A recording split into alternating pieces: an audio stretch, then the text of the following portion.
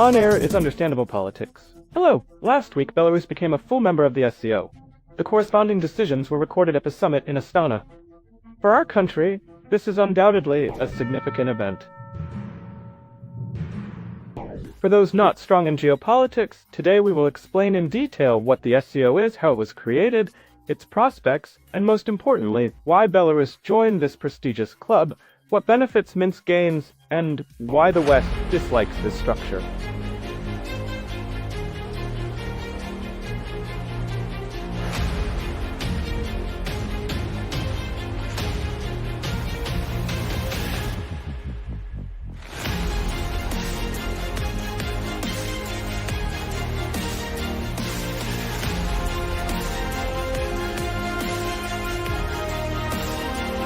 The initiative should be taken by the countries of the global majority, as the self-absorbed and selfish West has proven incapable of doing so.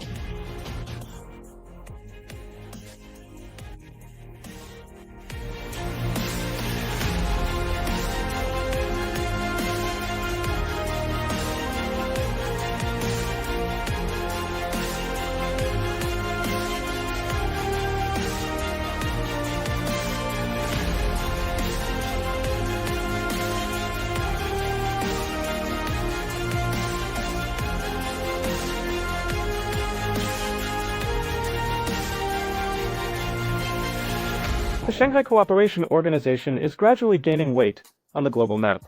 The abbreviation is heard more often and the number of participants is growing. Initially regional, today the organization has become universal, one of the largest in the world. Its activities cover a very wide geography. Plus, in terms of the development dynamics of such associations, the SCO is also among the leaders.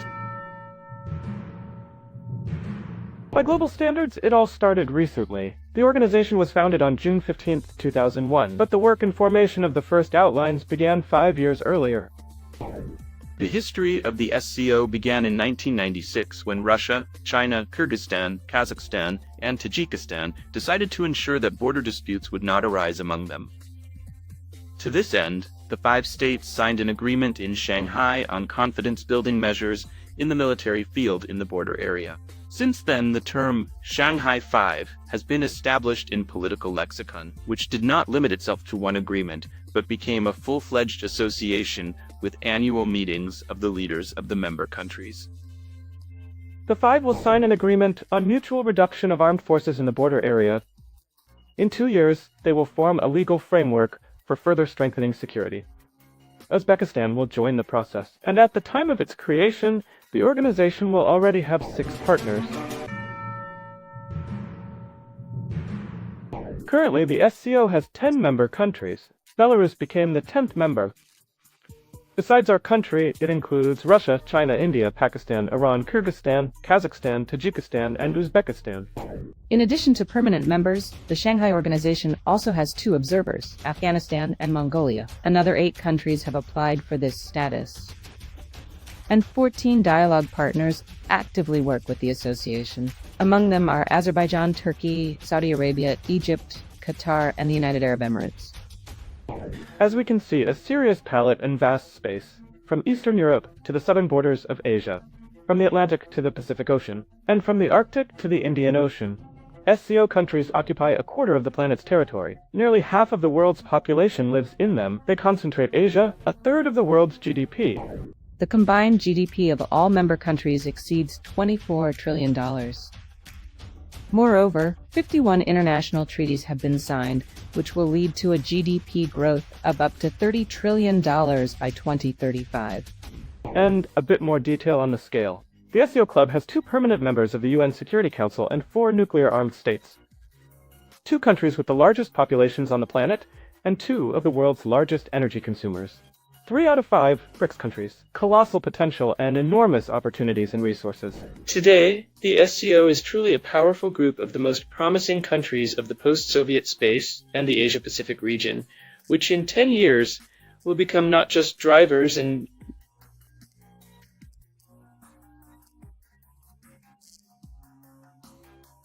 fundamental institutions of global economic development. No, they will rule. So, Belarus joining this club also means that it is looking to the future and choosing the right side of history. The West has long had an allergy to such a scale. The stronger the SCO, the weaker the walls of a unipolar world. The Belarusian leader will also say this at the summit in Astana. As a full member, Belarus will pay increased attention to international food security and the economy. Only in our organization are there two powerful leaders, China and the Russian Federation. And we all tremble before this dollar. Well, let's finally take certain steps to depend less on this dollar. And you will see, those who manipulate the dollar club will realize that it can't go on like this.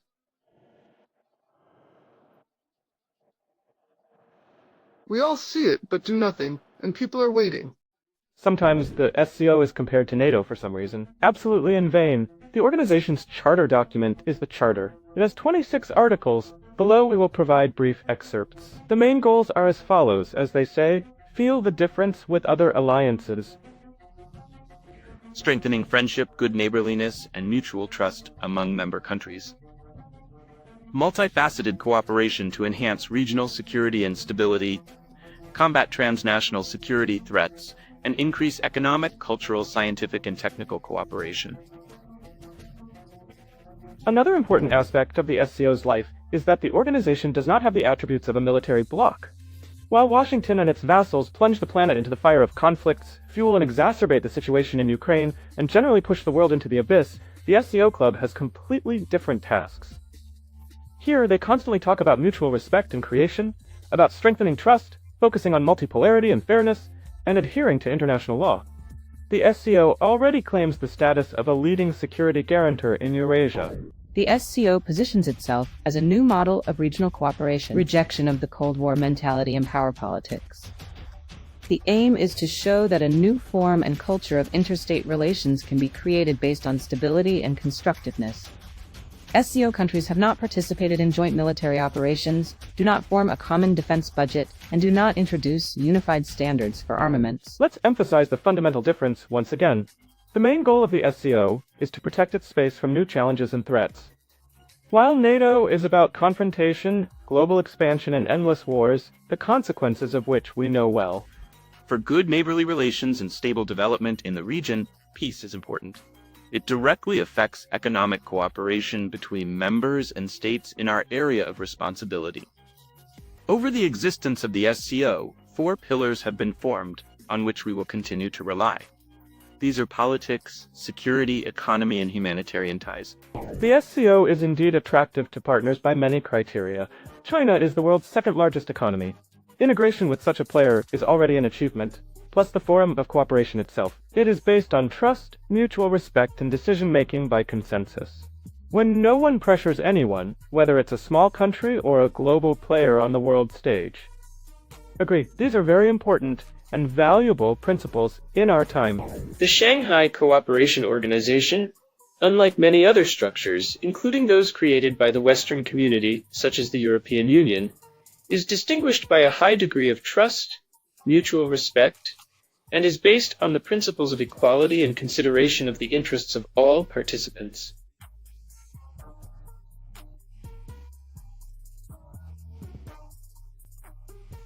And I did not mention the European Union by accident. We can recall that both in the European Union and NATO, structures created in the West which formally. In such a situation of global turbulence, Greater Eurasia as a whole, that is, the EAEU, SCO, and CSTO, is a kind of shield against external threats.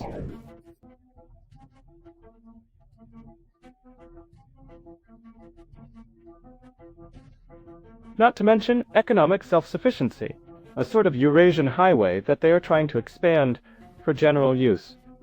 Alexander Lukashenko called Belarus the Western gateway to the Shanghai Cooperation Organization back in 2016.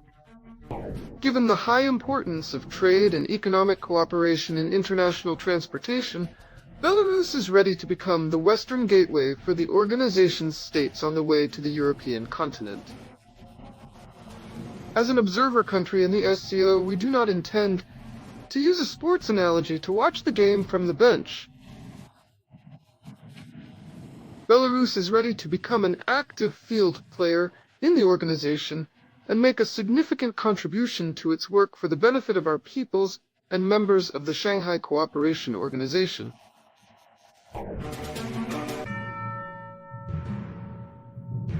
Our country has been moving towards SCO membership for almost 10 years.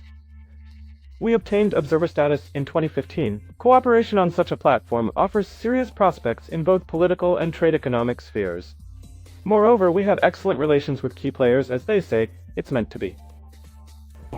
The driving force behind the SCO's development are two countries with which Belarus has the closest economic ties. With fraternal Russia, we have a format of strategic alliance, and with the People's Republic of China, strategic partnership and iron brotherhood. It is obvious that given the task of minimizing the consequences of Western sanctions facing the Belarusian economy, the SCO becomes one of the platforms for solving this issue. The SCO unites more than 3 billion people. A huge market, decent capacity, export diversification, and supplies to distant countries. All this can be solved through the SCO. Get faster access to buyers in India, China, and Pakistan. Belarus gains new prestige, first of all. Belarus gets more opportunities for direct contacts with the leaders of member countries. The SCO is very important in our time, in our world, where almost everything depends on the agreements of the top leaders. This will allow expanding economic ties as it was decided in Astana, to start forming a new financial structure. This means Belarus will be a full participant in these discussions, and it will not just be informed. It will participate in the development of this new system. A new security system will be created based on the Tashkent Regional Center. Again, Belarus will already be a full participant in it. I repeat this formula: Belarus hit the top 10. The economy is largely dependent on logistics. The West is trying to undermine it with sanctions. Building your own chains among friends and partners is quite realistic. The scale of the organization itself hints at this. Belarus is also interested in stitching together the common transport space of the SCO, including through the launch of projects such as the new Eurasian land bridge, the Belt and Road Initiative, and the North-South and East-West transport corridors. For the country, it is important to maximize the speed of cargo passage by further implementing an integrated road traffic management system based on digital technologies. All these years, Belarus has not just been marking time in the organization, but has been trying to move the integration of the SCO forward. We regularly acted as a donor of ideas, initiatives, and projects in various fields. The initiatives voiced by the President of Belarus at the SCO summit in New Delhi last year concentrated and comprehensively reflected the entire agenda of the organization. Essentially, Belarus proposed 7 points of growth and development for the SCO in the near future. For example, countering information wars and fakes and threats in cyberspace.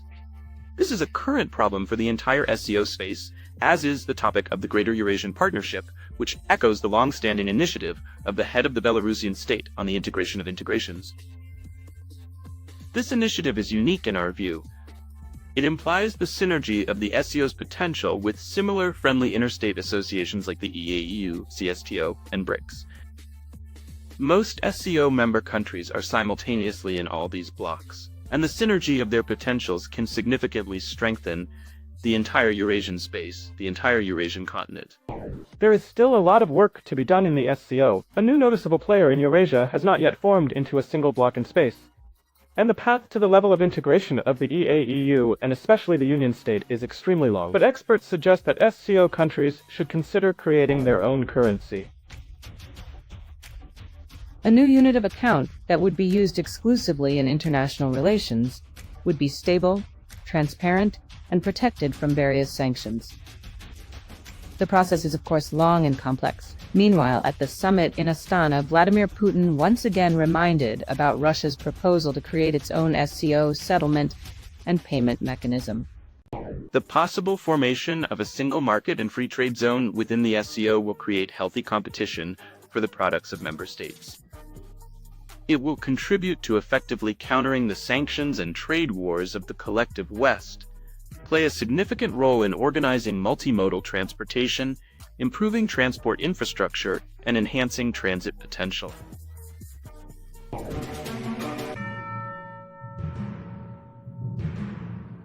While the EU is stuck in crisis and tries to punish those who disagree with its policies, the SCO is expanding its influence.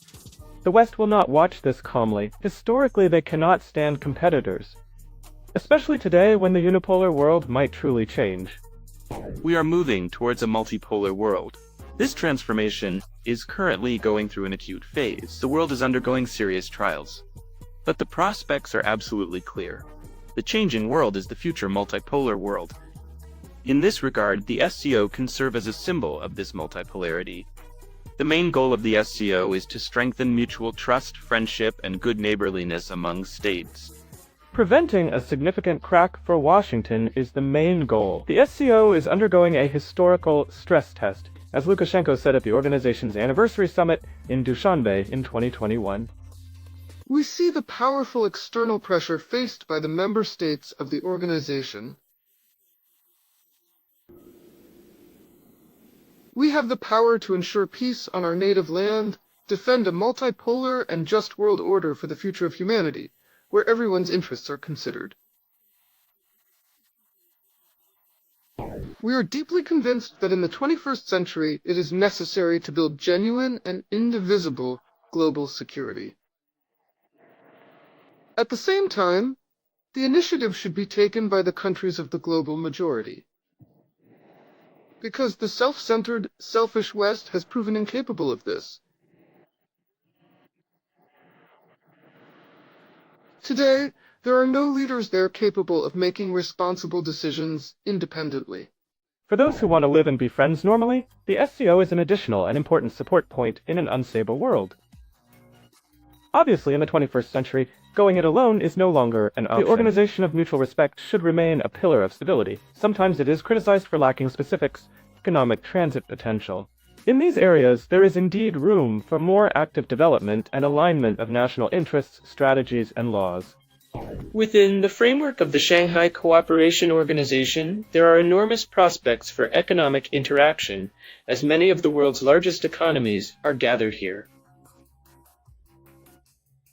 3 of the 10 largest economies, including the first, third, and fourth largest economies in the world, are members of the Shanghai Cooperation Organization.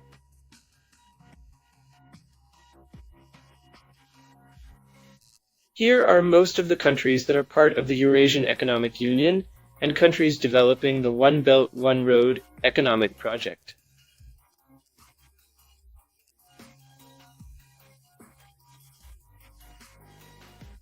Here are also countries participating in the Grand Economic Project North-South, the North-South Corridor Transport Project, which passes through Russia, the Caspian countries, Iran, and India. All of this together creates colossal prospects for cooperation and interaction in the economic sphere.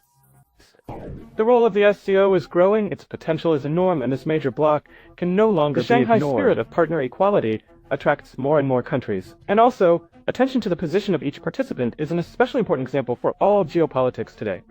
A mobile negotiation platform, among other things, is a loud signal that we are not alone on the planet.